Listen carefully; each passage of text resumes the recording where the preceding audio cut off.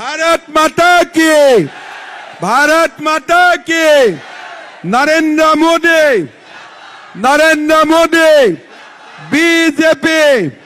जय जय श्री राम, जय जय Shri Ram. I love you too. बाद में ले लूं, दो सर सब बोल के बाद में ले लूं, ठीक है। आज सभा में उपस्थित हमारे राज्यसभा की सांसद भुवनेश्वर कलिता जी, हमारे विजय कुमार गुप्ता जी, सांसद पवित्र मार्घेरिटा जी, महावीर स्वामी जी, भाइयों बहनों, पिता और माताओं, सबसे पहले मैं आप लोगों को धन्यवाद करता हूं। আপোনালোক সকলোকে ধন্যবাদ জনাইছো। মোৰ আহাত অলপ দেৰি হল, কিন্তু আপোনালোকে ইয়াতে ধুনীয়াকৈ বহি আছে, हमारे लिए इंतजार किया। मैं आप सब लोगों को बहुत बहुत धन्यवाद देता हूं। सुबह में बंगाईगांव गया था, फिर नलबारी, फिर गुवाहाटी में भी 2-3 आज सभाएं है, लेकिन आप लोगों का इतना बड़ा उपस्थिति ये संदेश देता है कि गुवाहाटी में हमारे बीजेपी का उम्मीदवार 5 लाख से ज्यादा वोट से जीतने वाला है। जीतने वाला है ना जी की बनाए। आपकी बार मैं एकदम खत्म। मैं आप लोगों को दो साल सब मेरा अपना हिंदी भाषा में बोलूंगा, इसलिए मेरा भाषा टूटा फूटा हुआ है, लेकिन फिर भी ये मेरा भाषा बन गया है, ठीक है। तो थोड़ा मैं हिंदी में भी बोलूंगा और थोड़ा मैं असमिया भाषा में भी बोलूंगा, ठीक है। सबसे पहले आप लोगों का सबका मालूम है कि 7 तारीख हमारे गुवाहाटी में लोकसभा का चुनाव होने वाला है। भारत में हर प्रदेश में चुनाव हो रहा है और 7 तारीख हमारा असम का चुनाव समाप्त हो जाएगा। पहला चरण में अपर असम में चुनाव हुआ, दूसरा चरण में बराक घाटी और सेंट्रल असम में चुनाव हुआ।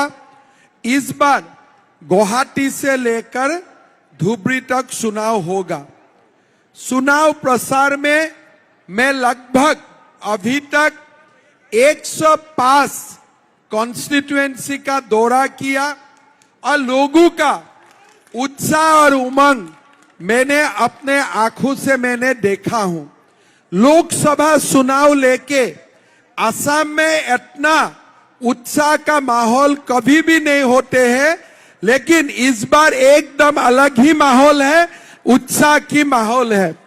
हमारे गृह मंत्री अमित शाह जी आए थे गुवाहाटी में, उनका जो रोड शो हुआ, रोड शो में 1.5 लाख से 2 लाख लोग वो दिन पूरा उपस्थित था और एक बहुत बड़ा हमारा चुनाव प्रसार को एक बहुत बड़ा रोड शो का ताकत मिला, रोड शो ने ताकत दिया। मैं आपको 2 साल सब बोलना चाहूंगा। आप लोग देखिए हमको क्या चाहिए, हमारा सरकार से अपेक्षा क्या होता है। पहले जो भी हो, एक सरकार होना चाहिए जो सरकार देश में एक शांति का माहौल बनाता है। अगर शांति नहीं होता है तो देश में बाकी कोई चीज का मतलब नहीं है। अगर हमारा बिजनेस होता है 9 बजे 10 बजे, हमें दुकान 6 बजे बंद करना होता है। घर का बाहर कोई जाते हैं तो हमारा मन में चिंता होता है कि आगे जाके क्या हुआ क्या नहीं हुआ। अगर देश का कोई भी प्रदेश में एक आतंक का महल बना रहते होता है तो वो देश में कभी लोग सुख और शांति का अनुभव नहीं करता है। मैं असम में बड़ा हुआ, गुवाहाटी शहर में मैंने बड़ा हुआ। अभी मेरा 55 साल हुआ। असम का जो एजिटेशन हुआ उसी समय हम भी बड़ा हुआ। 79 में असम का एजिटेशन शुरू हुआ। वो समय मेरा उम्र लगभग 9-10 साल का होगा। क्लास 5 में मैं पढ़ा करता था। आज तक ये 40 साल मैंने असम में कभी बिना गोली बारूद, बिना बम मैंने नहीं देखा था। लेकिन आज मैं आप लोग का सामने यहाँ खड़ा हूं असम का मुख्यमंत्री का नाते। लास्ट 3 साल मैं मुख्यमंत्री रहा। मेरा पहले प्रफुल्ल महतो मुख्यमंत्री रहा, तरुण गोगोई जी मुख्यमंत्री रहा। लेकिन भगवान का आशीर्वाद से पहला 3 साल मुझको ऐसा मिला कि ये असम में कोई गोली कांड नहीं हुआ, कोई बम कांड नहीं हुआ, कुछ भी नहीं हुआ। पूरा असम एक शांति का एक द्वीप बन चुका है। कोई गोली कांड नहीं, कोई बमबार्ड नहीं है, कुछ नहीं है। और लगभग असम में गुवाहाटी बंद, असम बंद, ये सिलसिला भी आज बंद हो चुका है। मोदी जी ने प्रयास किया। हमारे जो भी संगठन थे, उग्रवादी संगठन थे, जो भी थे, सबको उन्होंने समझाया, हमारे नेशन का मेन स्ट्रीम में लेके आया। और आज मैं दावा का साथ बोल सकता हूं कि असम जैसा शांतिपूर्ण प्रदेश भारत में कोई भी होगा, लेकिन असम जैसा शांति का माहौल और कोई प्रदेश में नहीं है। हमारा असम में क्या था?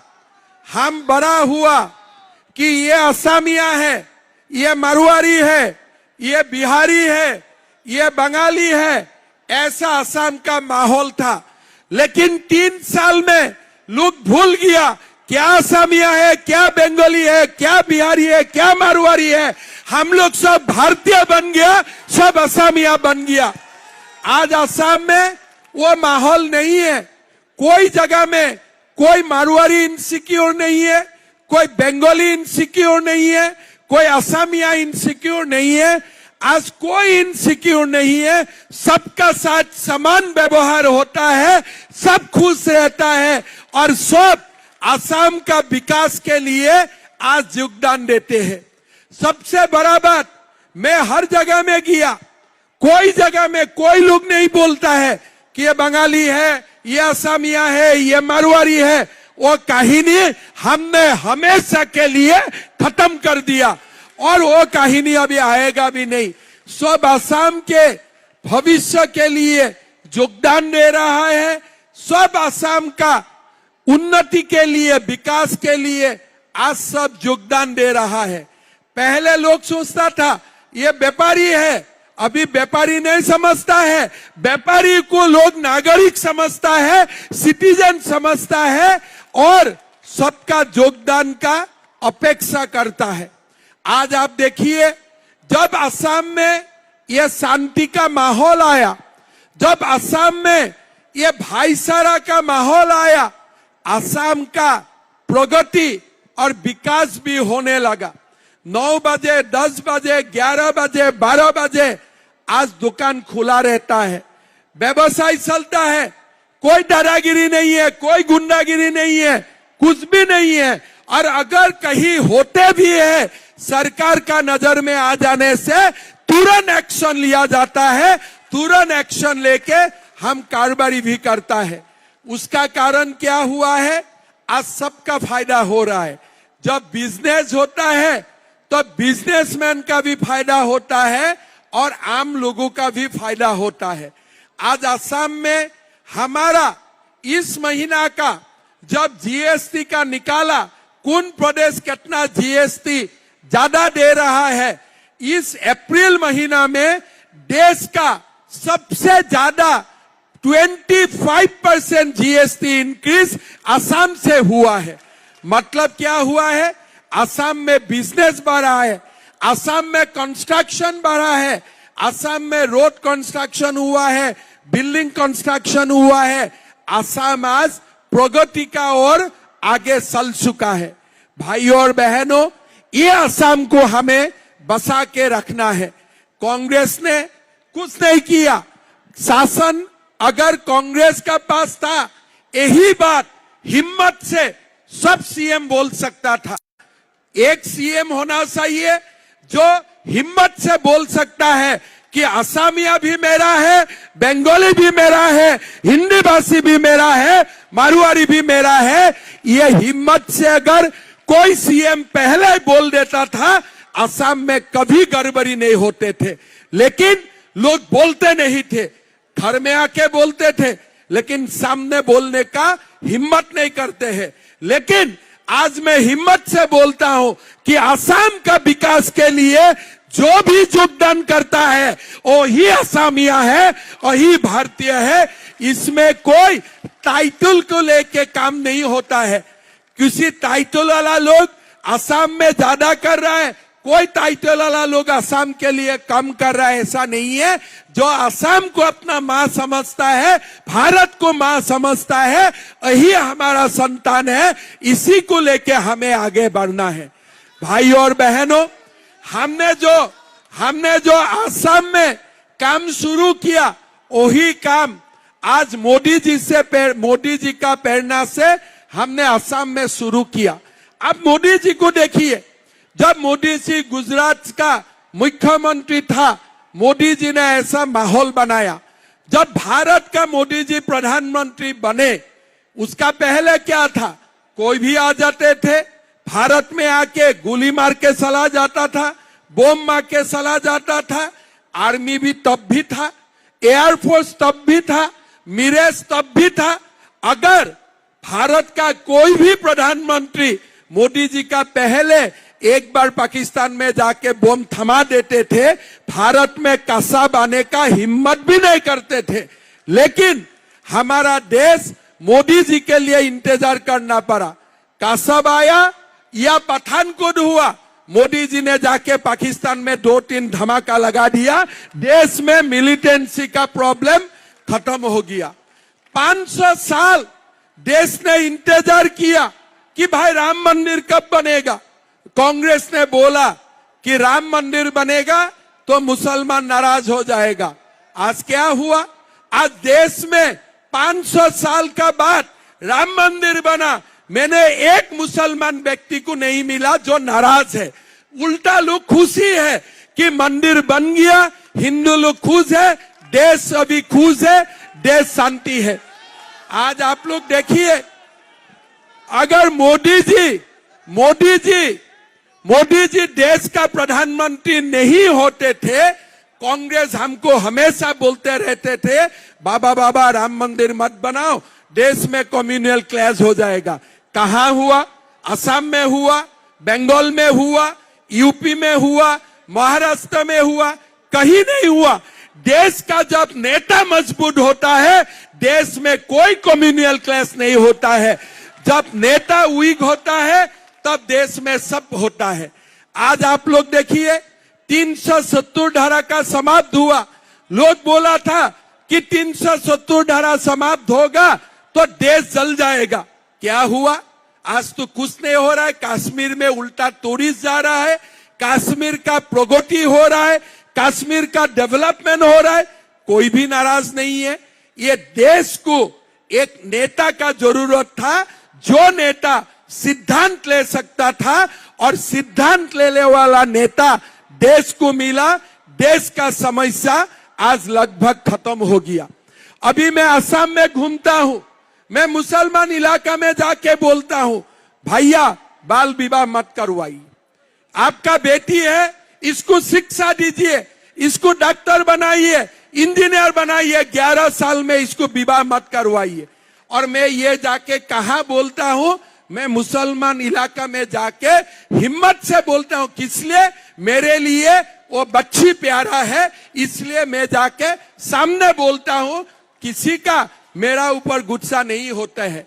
मैं उसी इलाका में जाके बोलता हूं कि भैया देखो, एक पत्नी है तो एक ही पति होना चाहिए, एक पति का 3-3 पत्नी नहीं होना चाहिए।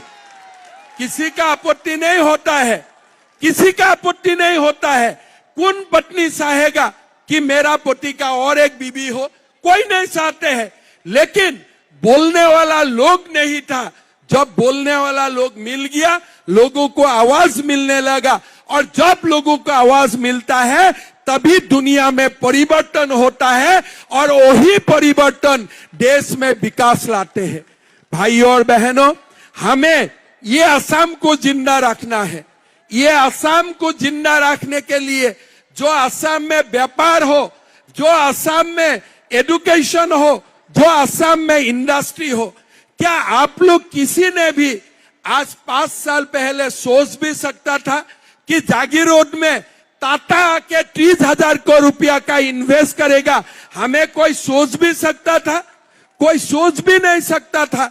लेकिन आज टाटा आया 30,000 करोड़ रुपया का इन्वेस्टमेंट लेके, और मैं तो विश्वास करता हूं ये तो टेलर है, फिल्म आना अभी बाकी है।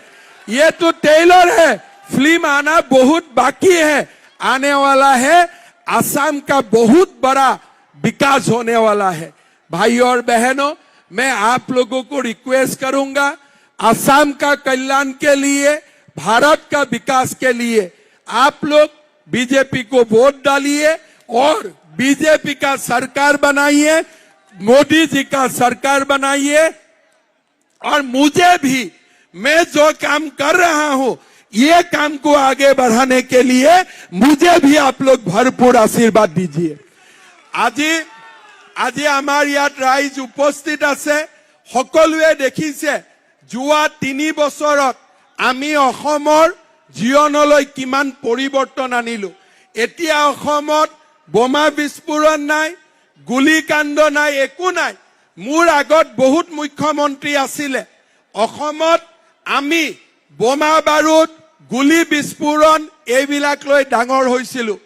আজি অসমীয়া মানুহে বোমা বিস্ফোৰণ আৰু গুলী বাৰুদৰ মাজত বিহু নাপাতে।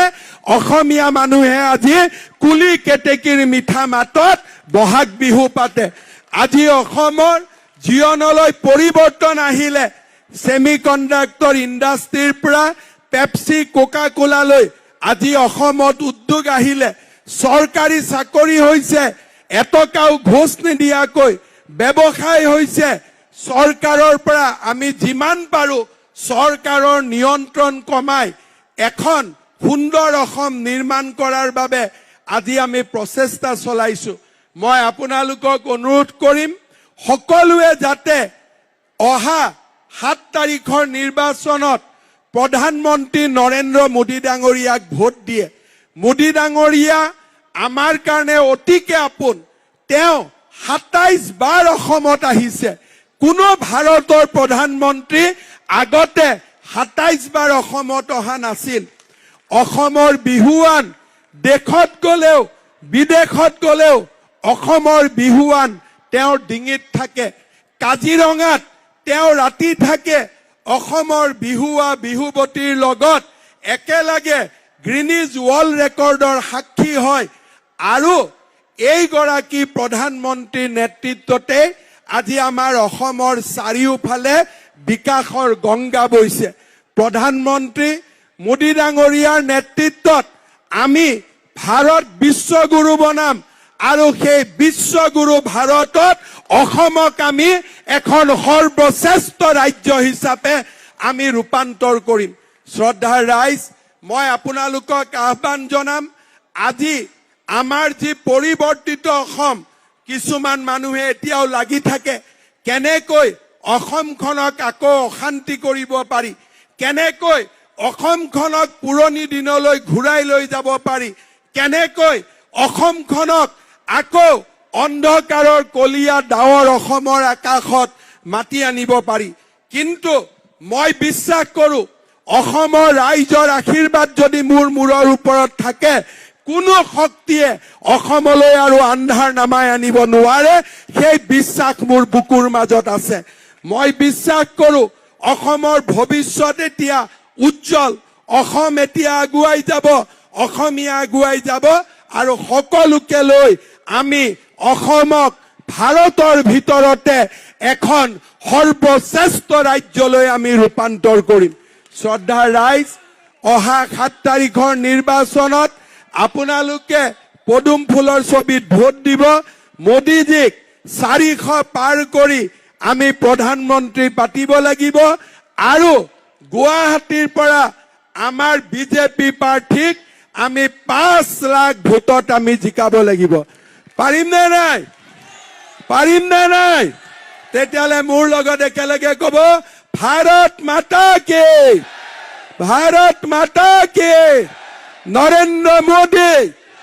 নৰেন্দ্ৰ মোদী বিজেপি এজিপি জয় জয় শ্ৰী ৰাম